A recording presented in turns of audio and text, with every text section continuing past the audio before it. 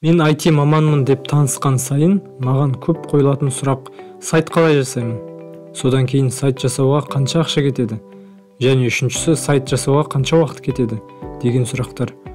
Осындай сұрақтарға осы видеомен жауап беріп, нүкте қойғым келеді. Бұл сұрақтар сізді де мазалап жүрген болса, сіз дұрыс келгенсіз. Армысыздар, менің есімім Ақжолтай, каналыма қош келдіңіздер. Бұл жолы сіздерге IT маман ретінде сайт жасаудың жолдары, бағасы мен жасау уақытын айтып беремін. Кеттік.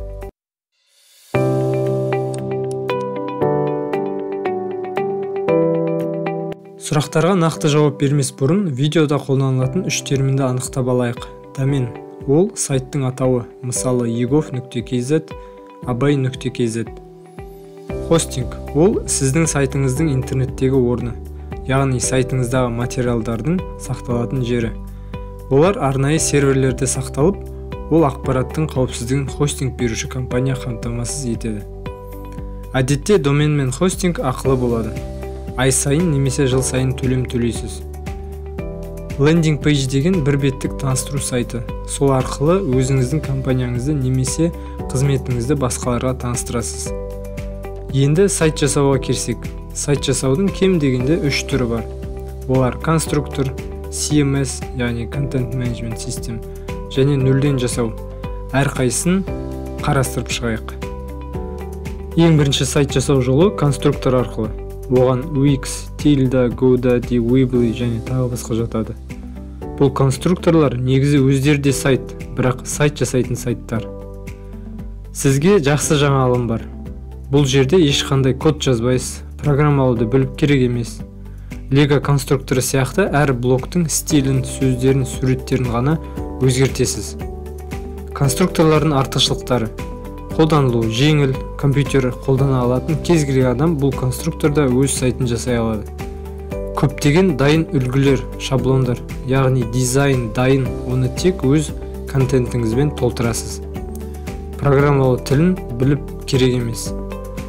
Аз уақытта керек сайтыңызды жасап аласыз, және көптеген конструкторлар тегін.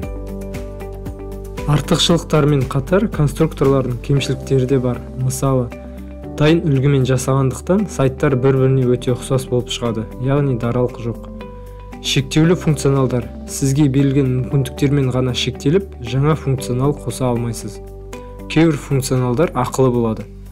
Домендік атауы үшінші деңгейде болады, мысалы itmaman.wix.com. Тегін жасаған болсаңыз, кейде жарнама болады. Көп жағдайда бұл конструкторлар оңай болғандықтан адамдар сайтты өздері жасап үйренеді.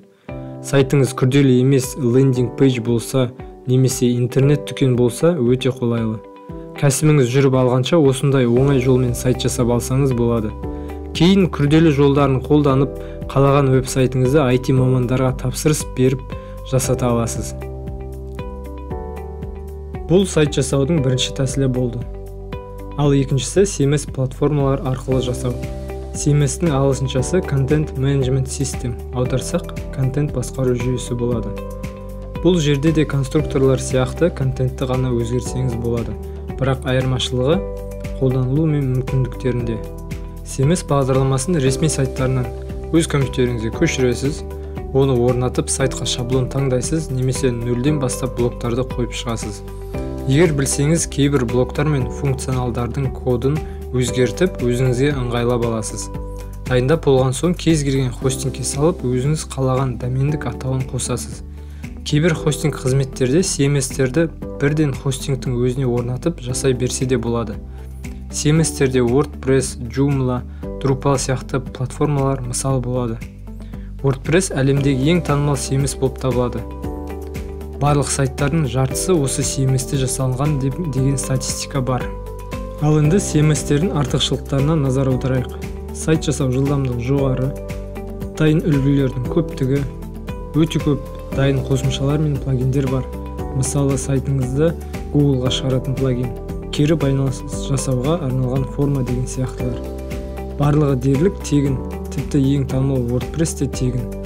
Жарнаманың жоқтығы және жоғарыда айтылғандай хостинг пен доменді өзіңіз таңдай аласыз. CMS-тің кемшіліктері: CMS үйренуге уақыт керек. Бір аптадан бастап бір айға дейін, енді әркімнің деңгейі әртүрлі. Келесі, кодты өзіңіз өзгерте алатындықтан, кейде байқамай кодты дұрыс емес өзгертсеңіз, сайтыңыз мүлде істемей қалу қаупі бар.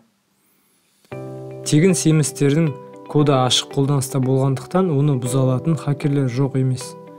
Қауіпсіздігі жоғары деңгейде деп айта алмаймыз. Және кейбір сапасы жоғары үлгілер мен плагиндер ақылы болуы мүмкін.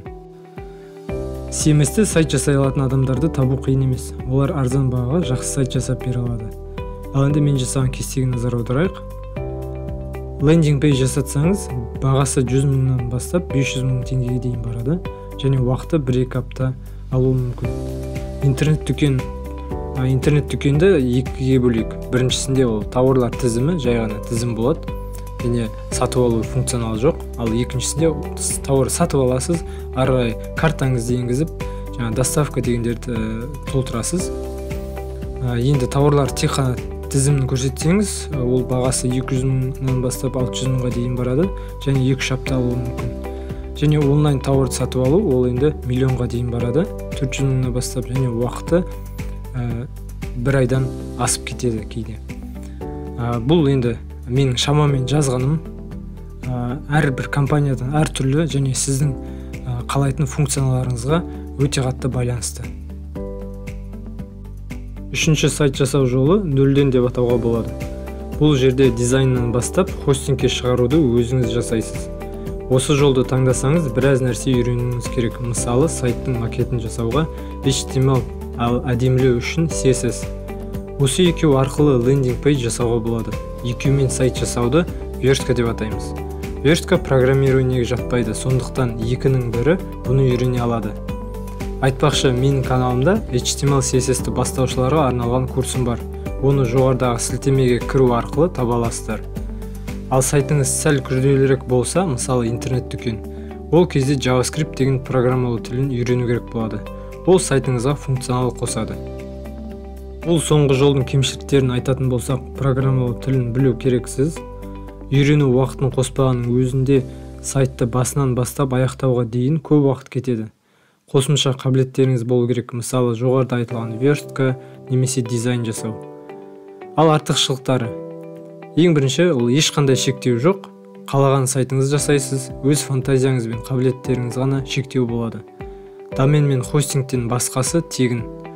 Нөлден жасау десек те, интернетте сайт жасауды жылдамдататын фреймворктар мен дайын үлгілер өте көп. Ал өзгеге жасатсаңыз, ең бірінші әрине қаржы қажет деп ойлауыңыз мүмкін. Жоқ.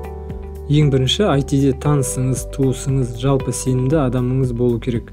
Себебі сайт жасайтын компанияларда жеке адамдар да көп. Мықтысын табу қиынның қиыны. Тіпті мәселе жасайтын адамның кәсібилігінде емес, өзара түсіну мен жауапкершілікке келіп тіреледі. Танысыңыз сізге сұраныстарыңызға сай сайт жасайтын компания тауып береді, немесе фриланс мамандардан тұратын кішігірім команда құрады. Сайт жасалу барысында ол танысыңыз жұмысты қадағалап сізге отчет бермесе де қалай болып жатқанынан хабардар етіп отырады. Қадағалау мен керекті жерінде өзгерістер енгізу арқылы сіз өз ойыңыздан шығатын сайтқа ие боласыз. Егер танысыңыз болмаса, маған хабарласыңыз. Ол үшін төмендегі сілтемедегі Telegram чатқа өтіп, қандай сайт жасау керектігін жазсаңыз болды. Мен тағы да кесте дайындадым. Бұл жолы сайтыңызды нөлден бастап жасатсаңыз, бағасы мен уақыты қалай болады дегенді көреміз. Бағалар жобамен көрсетілген. Мысалы, лендинг жасатсаңыз, 300 мыңнан бастап миллионға дейін барады, ал уақыты 1 аптадан 4 аптаға дейін. Ал интернет дүкен жасатсаңыз, тауарлар тізімін ғана көрсетсеңіз, 500 мыңнан 1.200.000-ге дейін барады, және уақыты сәл көбірек 2 аптадан 3 аптаға дейін. Және соңғы күрделісі онлайн тауарларды сатып алу болған болса, онда миллионнан бастап 3 миллионға дейін тіпті жоғары кете береді. Енді сіздің фантазияңызға, сіздің қалауыңызға байланысты, және уақыты 3 аптадан 2 айға дейін барады. Осымен шығарылым тәмам. Ұнаса лайк басып, сайт жасағысы келіп жүрген таныстарыңызға видеоны жіберіңіз. Сайт жасаудың жолдарын қысқаша қарастырғандықтан келесі видеоларда әрқайсысын толығырақ көрсететін боламын. Жіберіп алмас үшін каналға жазылып, қоңыраушаны басып қойыңыздар. Сау саламатта болайық.